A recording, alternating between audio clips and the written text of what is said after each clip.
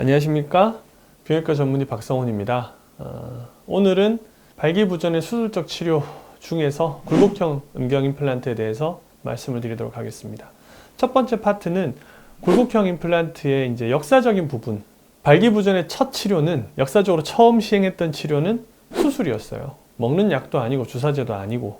근데 수술은 처음에 어떻게 시행되었냐면은 전쟁에서 이제 이 사람 1차 세계대전 때 음경을 이제 다치게 돼요. 그래서 음경에 다친 환자에게 그 사람의 갈비뼈, 연골을 이식을 해줬었어요. 그게 굴곡형 임플란트의 시작입니다.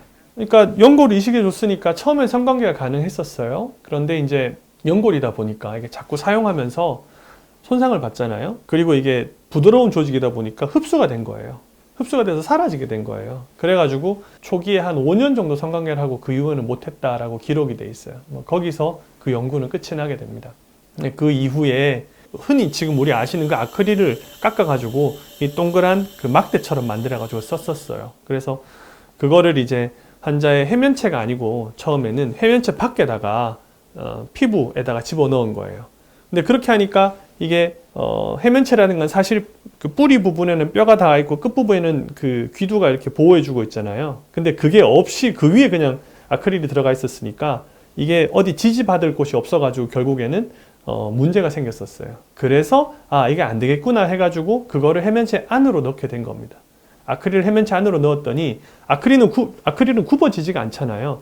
그래서 환자가 굉장히 불편해했다 그래요. 결국에 아크릴이 부러지는 일도 생겼었고요. 그래서 이제 1960년대에 닥터 스몰하고 캐리온이 비로소 이제 지금에 나오는 굴곡형 임플란트를 개발하게 돼요.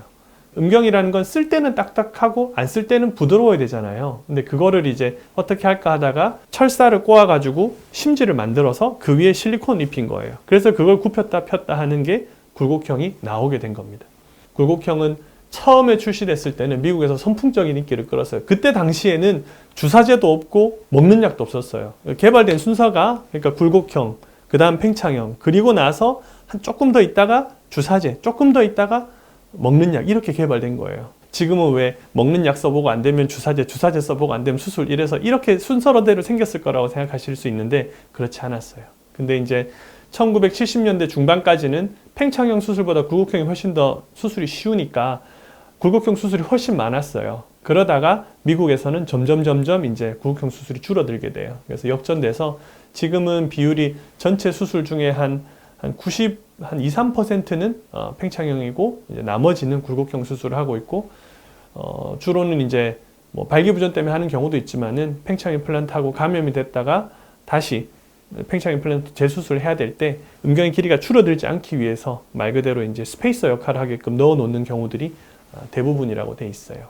그게 굴곡형의 지금 역사입니다. 그래서 처음에 연골을 썼다가 아크릴을 썼다가 이제 반경식 지금에 와서 모델 썼고 거기에서 지금 큰 변화는 없다고 보시면 돼요. 한때 AMS라는 회사에서 관절형 굴곡형을 만들었어요. 여러 부분이 구부러질 수 있게끔 만들었어요. 그 사람들의 목적은 조금 더 자연스러운 굴곡형을 만들어 보자 였거든요.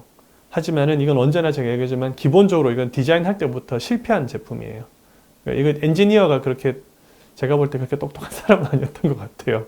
이 제품은 처참한 실패로 끝나요. 그래서 지금은 없어졌어요. 그러니까 나오는 건 지금 전부 다 반경식. 처음에 디자인을 더 나은 디자인이 없어요. 다 굽혔다 폈다 하는 형태라고 보시면 될 것 같아요.